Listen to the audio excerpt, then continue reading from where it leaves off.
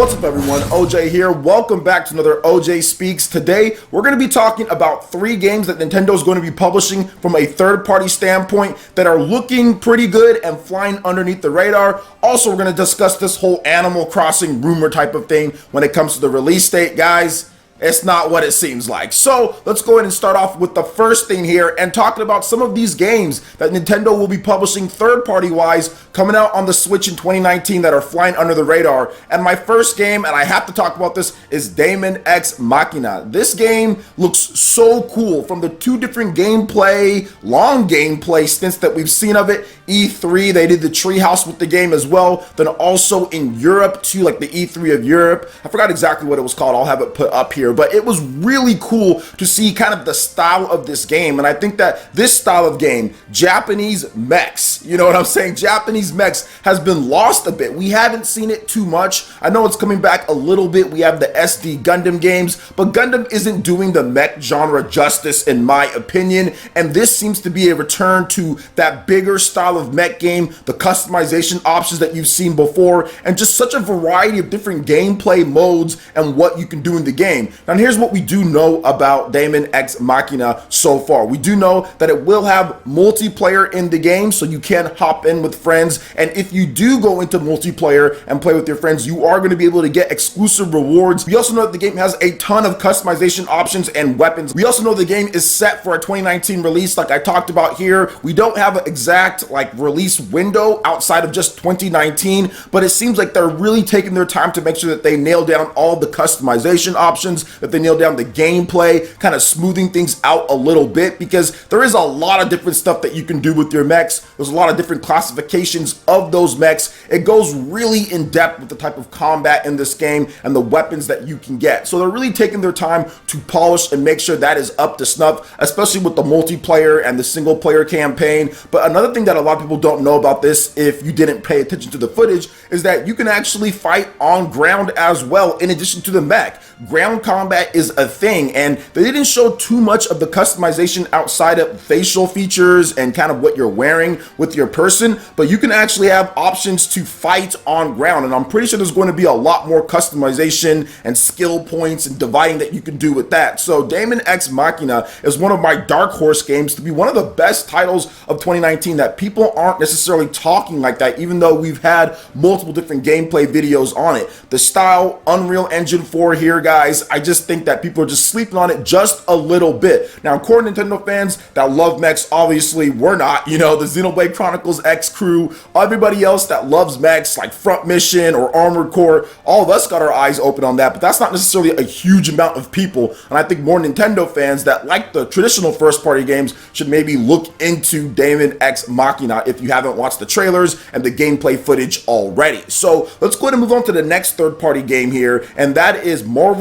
Ultimate Alliance 3, The Black Order for the Nintendo Switch. This was revealed at the Game Awards 2018, and it shocked pretty much everybody, including myself. I had a crazy reaction to this because I thought this franchise was dead, guys. We haven't heard about Marvel Ultimate Alliance in a relevant sense in a long time. I think it came out on like PlayStation 4 or Xbox One. They did a re-release of like the second game and the first game, but nobody paid attention to that either, and I thought this franchise was dead. And to me, what makes Marvel Ultimate Alliance so cool, it reminds me of the good old days, back in the day when the beat-em-ups were relevant. And even when it launched, beat-em-ups weren't too relevant, but they made it relevant. Like the whole X-Men Legends, X-Men Apocalypse, that style of game, kind of the isometric type of camera, and you're going around, you get your skill points. It's like an action RPG beat-em-up, all kind of mixed in together in the mid-2000s, early to mid-2000s. That's when the franchise, or the genre more like it, when the genre had just like a recon, like a renaissance in the industry, because beat-em-ups were pretty much done. People weren't playing beat-em-ups like that in the 6th generation, and they brought them back. This franchise, this lineage of games brought it back. So to me, I'm so excited to see an old school franchise like this be brought back. So it's like a 6th generation franchise be brought back to the new front and have a new game, not like a port or a remaster of the first one or the second one or like the X-Men games, but an actual new game in this genre or this style is just a dream come true for old school fans, for beat 'em up fans, but also for the people who love more than just the standard beat 'em up, because it combines the action RPG with a beat 'em up, and that's my favorite style of action game, when you put those two together. So I'm really looking forward to this one. I want to see the roster of characters. I want to see who they have. I mean, they've already shown off a number of characters in the first trailer, but I'm waiting for Nintendo to show off even more. So this will be an exclusive. This is going to be a 2019 game. We don't have a more solid release window outside of just 2019, but I think it's going to be coming, and I think it's going to be pretty good. And the last game that we're going to get into when it comes to third-party games Nintendo will be handling is Dragon Quest Builders 2. It was revealed on their financial reports that they will be publishing the game here in the West, which is interesting to say the least, because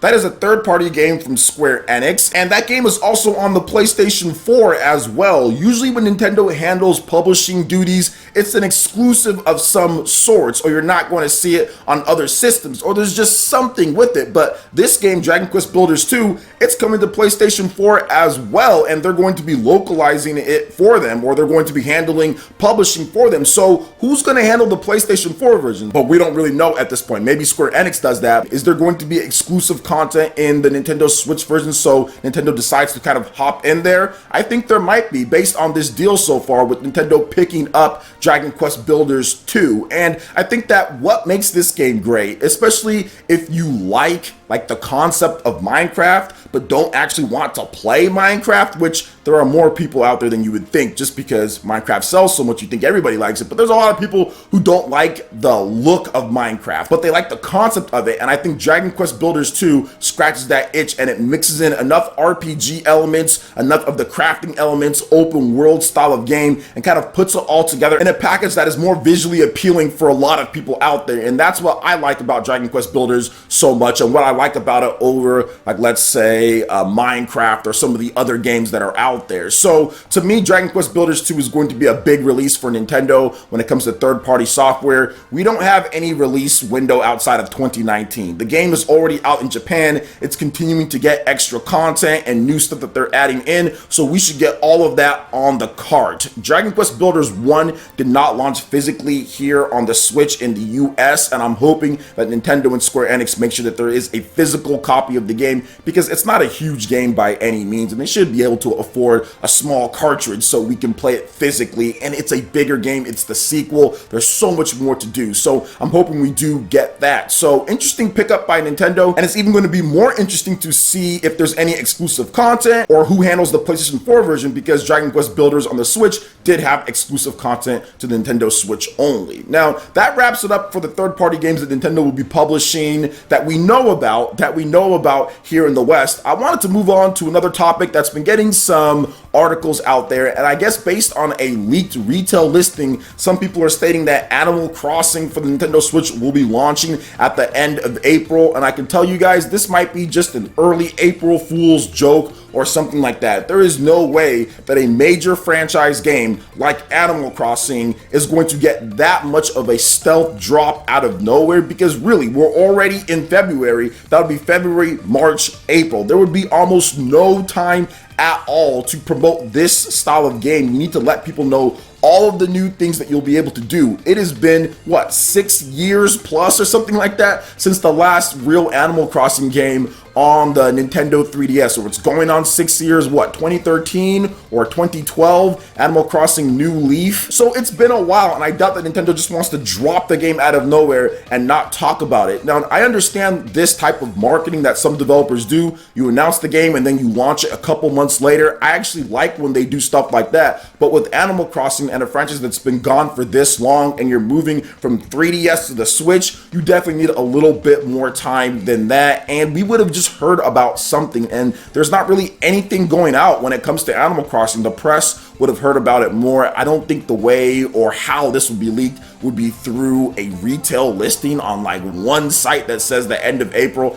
I don't think so, guys. So I know there's a lot of reports out there or people talking about this. There's not really a lot of reports because nobody's reporting that for real, but there's a lot of people that are sharing this information out there, but I don't think it's going to happen. I don't think it's going to happen at all, and I don't think we're going to see this style of game, Animal Crossing, as big as it is, just launch out of nowhere like that. We haven't even seen real gameplay footage of what Animal Crossing is. We don't know about the features, and for it to just come out in April, that's just a little bit too much. And on top of that, April is packed with a bunch of third-party games, and I don't think Nintendo's going to drop that game at the end when Final Fantasy XII, the Zodiac Age, literally launches right at the end of April. You also have Mortal Kombat 11 as well, Final Fantasy X/10-2 HD Remaster, and then you're dropping Animal Crossing in the middle of all that or at the end of all that. There's just no way that's going to happen. So that's my thought process on all of that, guys. Believe what you want, but I don't think Animal Crossing is coming in April 2019. I think it's going to be more of a summer or fall, early fall type of release. So